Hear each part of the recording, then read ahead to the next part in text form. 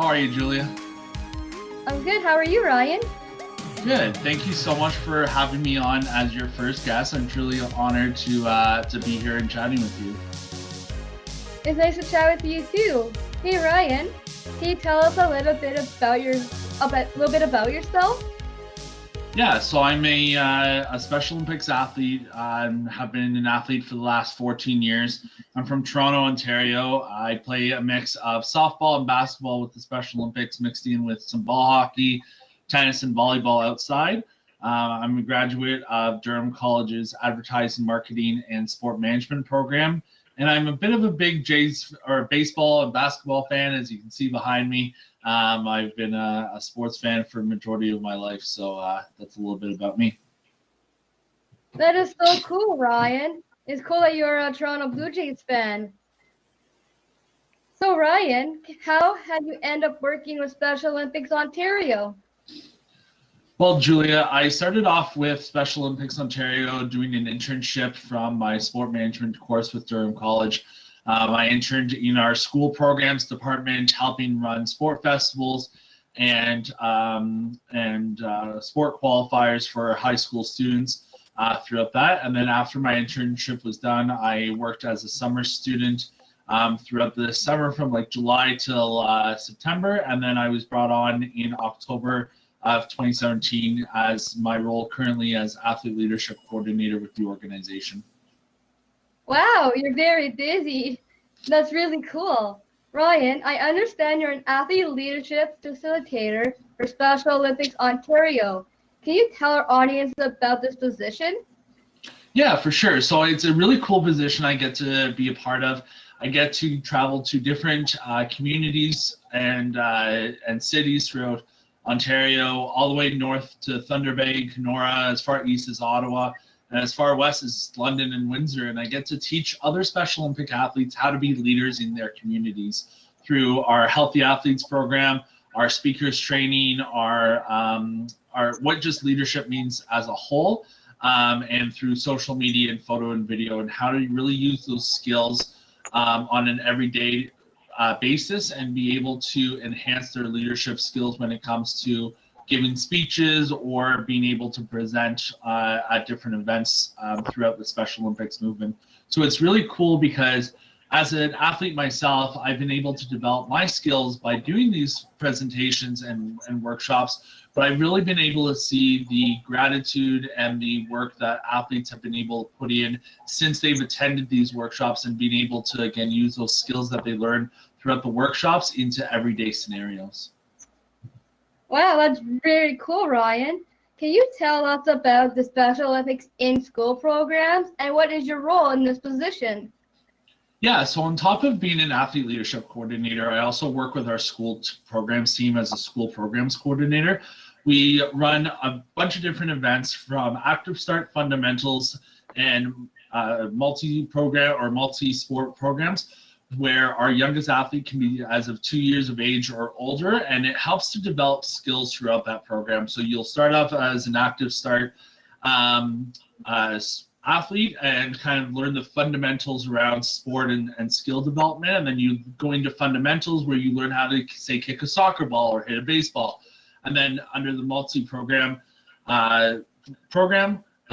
you then learn how to put those skills into actual gameplay development. So then that way, by the time you reach our youth multi-program level, then you're going into high school and you're able to compete in our high school or school championship games, which is really cool because just like OFSA, for anyone that knows OFSA, they go into basically what I call the OFSA school championship games. So every year we get to host a bunch of different schools and different athletes at our school championship games and have them compete against different schools throughout the province. And it's a really, really cool event. Outside of that, we're launching a bunch of new programs with Unified Sports and with our Reveal Your Champion programs and with unified programming through university and colleges as well. So there's a lot of interesting components and avenues that our school programs team have been working on and continue working on to help produce the movement to where it is. Wow, that is so incredible, Ryan. I'm also the volunteer coach for fundamentals in my community. And I also do the Reveal Your Champion also. I first met Ryan when he came to my hometown in Timmins, Ontario, where he presented the athlete leadership course. Since then, I've been involved with Ryan and Special Olympics Ontario on many different projects, like the Ontario Athlete Leadership Council. Right now, we'll take a commercial break right now, so please stay tuned. We'll be right back to talk with Ryan from Special Olympics Ontario.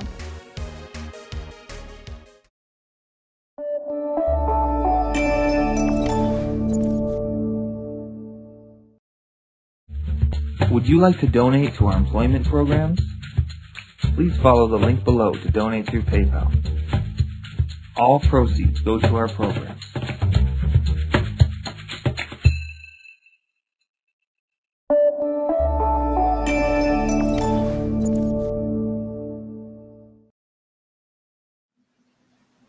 Welcome back, Ryan. Today on the Today Show, I am talking with Ryan Colpitt from Special Olympics Ontario. Welcome back, Ryan. Thanks. Over the years, I am sure you have many experiences with Special Olympics. Can you tell us about your favorite Special Olympic moment? I don't know if we have enough time to go over a few of the top moments we have, but probably one of my favorite moments, Julia, has been or was my first national competition. So my softball team got to go out to Vancouver in 2014 and compete at, again, our first national competition, where we ended up sadly losing to Nova Scotia in the bronze medal game. But it was a really cool experience because prior to that, I had never gone to Vancouver, never visited the city. And so it was a really cool atmosphere to be able to see Vancouver and be able to experience it in our off time as well, and then also be able to compete against different provinces as well with that. And then just kind of following up on that, we went to our 2018 National Games 4 years later in Nova Scotia, where we won our gold medal for our softball as well, which was our first national championship title, which was a really cool experience. To be able to just be a part of it and again be able to experience it. But the reason I bring up Nova Scotia as a secondary piece to Vancouver was because my dad's side of the family all lives out in New Brunswick and Nova Scotia.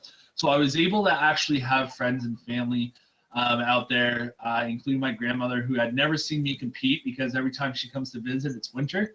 So being able to have her come and watch us win gold was truly a remarkable moment and probably my favorite moment by far.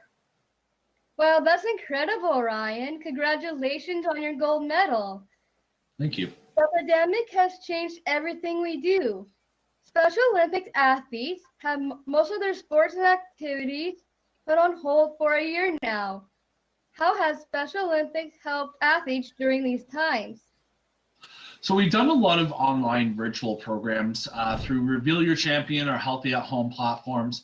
There's been a number of different events that we've been able to run online and provide feedback and opportunities for athletes to either take part in health and nutrition segments, Wellness Wednesday segments, video, like workout videos, and things like that. And we've been able to use our Reveal Your Champion program, which just launched this year, to further that initiative and be able to have athletes really be a part of our online platforms and get them still to be active at home while being able to stay safe while doing that.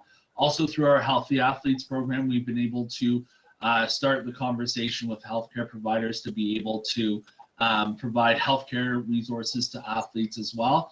And then through our athlete leadership program, being able to run workshops virtually online for athletes to stay informed about how to use social media and photo and video technology to really be able to show their skills in a time that's what the primary focus is on right now. Very cool, Ryan. I tried doing these challenges every day and they were great. I really love doing the cooking activities. And finally, Ryan, if anyone is listening that wants to be involved as a Special Olympic athlete, coach, or volunteer, where can they get the information? So they can go to the Special Olympics Ontario website and kind of reach out to some of our staff. And there's also a form online that they can fill out saying that they want to be involved with Special Olympics. And once we go back to regular scheduled programming, whatever that might be in the new normal and post-COVID and everything, then we'll be able to properly direct athletes or volunteers or even coaches to the right communities for where they want to participate in sport or help out in. But again, all that information is just on our Special Olympics Ontario website. Very cool. And Ryan, finally, if anyone wants, thanks again for being us today, Ryan.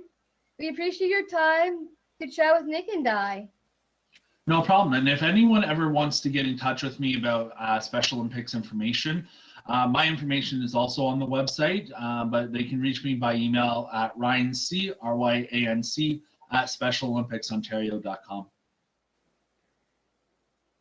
And Ryan, just to let you know, I'm also a Special Olympian as well with Variety Village. I used to swim awesome. with Variety Village. Oh, that's great. That's awesome. Yes. So I was a Special Olympics like way back in the 2000s. One thing about sport, guys, as you both know, it's such a small-knit community that you get to know everyone real quick and you get to make a lot of new friends with the movement. So that's awesome. It is awesome.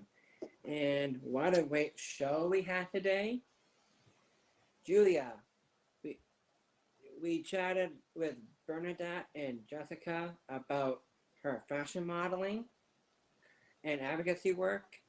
And Ryan told us so much about Special Olympics Ontario and the amazing programs for athletes.